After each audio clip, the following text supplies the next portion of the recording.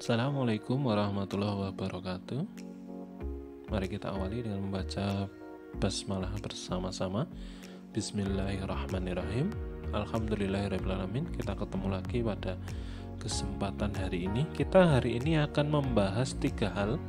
Yang pertama adalah hutang piutang, yang kedua adalah gadai, dan yang ketiga adalah pemindahan hutang atau yang disebut dengan kiwalah. Ya, mari kita awali dulu. Silahkan disimak. Jangan lupa subscribe dan nyalakan loncengnya agar teman-teman bisa mendapatkan update informasi terbaru dari channel ini. Terima kasih. Yang pertama adalah hutang piutang atau al-qard, adalah memberikan sesuatu kepada seseorang dengan perjanjian bahwa dia akan mengembalikannya dalam jumlah yang sama dalam jangka waktu yang telah disepakati. Jadi bagaimana hukumnya berhutang dalam Islam? Boleh tidak? Boleh. Ya, terutama dalam hal-hal yang bersifat pokok, ya, yang tidak bisa digantikan kebutuhan pokok, misalnya dibutuhkan, itu boleh berhutang. Bahkan dalam hadis Ibnu Majah disebutkan tidak ada seorang muslim yang memberi hutang kepada seorang muslim 2 kali kecuali seolah-olah dia telah bersedekah kepadanya 1 kali. Jadi berhutang itu diperbolehkan. Bahkan hutang itu bisa menjadi wajib ketika memang hal-hal yang mendesak, dan memberi hutang juga bisa menjadi wajib jika memang orang yang mau menghutang itu benar-benar membutuhkan, terutama bahan makanan pokok dan lain-lain. Tetapi hutang bisa menjadi haram juga ketika itu sesuatu yang bersifat maksiat. Ada beberapa ketentuan yang sebaiknya dilakukan agar hutang piutang ini tidak saling merugikan. Yang pertama adalah hutang piutang sebaiknya ditulis dan disaksikan orang lain. Jadi ada tulisannya dan ada orang yang menyaksikan. Jadi nanti orang yang mempunyai hutang tidak ingkar janji. Kemudian orang yang memberi hutang atau yang membantu tidak boleh mengambil keuntungan atau manfaat dari orang yang dihutangi. Kemudian pemberi hutang sebaiknya memberi tenggat waktu kepada yang kesulitan. Misalnya ada kesulitan pembayaran, ya diberi waktu tenggang. Kemudian orang yang berhutang melunasinya dengan baik dan tidak menyakiti pemberi hutang, dan melunasi hutang sesuai jumlahnya yang dulu pernah dia hutang kepada pemberi hutang. Kemudian berhutang harus dengan niat baik dan melunasi dengan segera, dan tidak berhutang kecuali karena urusan darurat. Jika ternyata mempunyai kesulitan, hendaknya menghubungi orang yang memberi hutang. Penambahan pengembalian hutang yang disyaratkan adalah riba dan hukumnya haram. Misalnya menghutang sebanyak 100.000, kemudian disyaratkan nanti harus mengembalikan lebih dari 100.000, itu namanya adalah riba dan itu haram. Dan yang terakhir adalah berhutang kepada orang yang berpenghasilan halal dan melunasi dengan harta yang halal. Apa hikmah dibalik hutang piutang? Bagi orang yang memberi hutang, itu hikmahnya adalah dia bersyukur kepada Allah karena dia mempunyai rezeki yang lapang. Kemudian dia juga punya sikap peduli dan empati pada orang yang membutuhkan. Kemudian menumbuhkan solidaritas kepada sesama manusia, mempererat tali silaturahim dan persaudaraan, dan menambah pahala karena ladang ibadah. Untuk orang yang berhutang, yang akan mengambil hutang, juga mempunyai hikmah. Yang pertama, menguji kesabaran dan keimanan. Kesulitan hidup menjadi berkurang dan beban hidup menjadi ringan, membantu terpenuhinya kebutuhan hidup, dan bisa membuka lapangan usaha dengan modal usaha hasil berhutang. Untuk selanjutnya kita akan belajar tentang gadai atau rahan. Gadai adalah menjaga harta jaminan hutang agar hutang dilunasi atau dibayarkan harganya jika tidak dapat melunasinya. Syaratnya adalah ada 2 orang yang berakad, ada hutang, ada barang gadaian, dan ada sigot atau ucapan. Jadi gadai ini misalnya si A meminjam uang kepada si B sebesar 15 juta.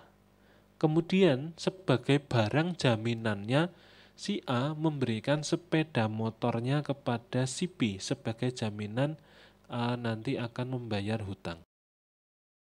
Ada beberapa ketentuan dalam gadai. Yang pertama adalah barang itu adalah barang berharga yang jelas, mempunyai nilai ekonomi sehingga bisa menjadi jaminan untuk pemilik uang, serta mampu menutup hutang dan diketahui ukuran, jenis, dan sifatnya. Barang gadai juga merupakan amanah, jadi harus disimpan oleh yang memberi hutang dan tidak boleh digunakan. Kemudian, ketika hutang dilunasi maka barang dikembalikan. Ketika tidak mampu melunasi maka barang boleh dijual untuk menutup hutang. Jika masih kurang maka penghutang masih ada hutang selisih tadi, dan jika berlebih maka harus dikembalikan kepada yang punya hutang. Hikmah gadai disyariatkan karena memang memberi manfaat atas barang yang digadaikan, juga dapat memberikan keamanan bagi orang yang menggadaikan dan penerima gadai. Uangnya tidak akan hilang karena apa? Kalau nanti yang penghutangnya ingkar janji, maka ada aset barang yang bisa dijual untuk menutup hutang. Dari sisi orang yang menggadaikan juga dapat memanfaatkan uangnya untuk berusaha maksimal sehingga lebih sejahtera. Untuk selanjutnya kita akan belajar tentang khiwalah atau pemindahan pembayaran hutang. Khiwalah itu artinya adalah pemindahan hak untuk menuntut pembayaran hutang dari satu pihak ke pihak yang lain. Bisa dilihat dari gambar, misalkan A mempunyai hutang kepada B dan B mempunyai hutang kepada C. Nah, hiwalah ini adalah kesepakatan untuk mengalihkan penagihan utang oleh A ke B menjadi penagihan utang oleh A ke C dengan syarat hutang A ke B dan hutang B ke C jumlahnya adalah sama.